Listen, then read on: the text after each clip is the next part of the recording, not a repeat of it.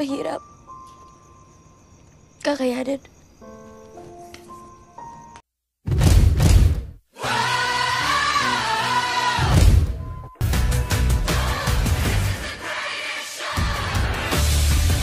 Showbiz viral.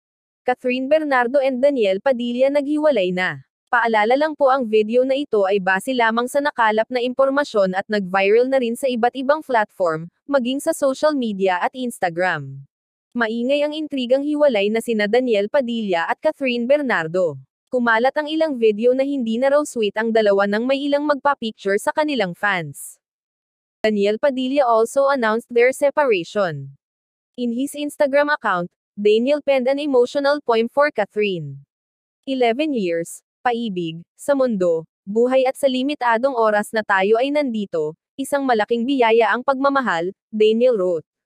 Ang mahalin ka at mahalin mo. Ang mga alaala natin ay laging kong baon sa aking puso at magiging liwanag sa mga madidilim kong araw, he added. Daniel thanked Catherine for staying with him during his highs and lows. Thank you for dancing with me during my highs and thank you for singing with me during my lows, he said. Our lives may drift away, but our love will still ride that tide, he added.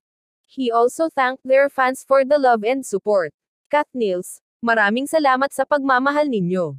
Maraming salamat sa napakagandang pinagsamahan natin. Hinding-hindi namin ipagpapalit at hindi makukumpara kahit anong panggawin nila. Hinding-hindi nila pwedeng sirain yun. This is beyond show business. Pamilya kayo at mga kaibigan. Magiging mahirap pero kailangan natin yakapin ang kinabukasan, he said. Pray for us to grow and heal, he added. At the end of his statement, Daniel said his love for Catherine will never end. Bal, ang pagmamahal ko sa iyo ay walang hanggan at walang katapusan, Daniel closed his statement. Ikaw, ano ang masasabi mo?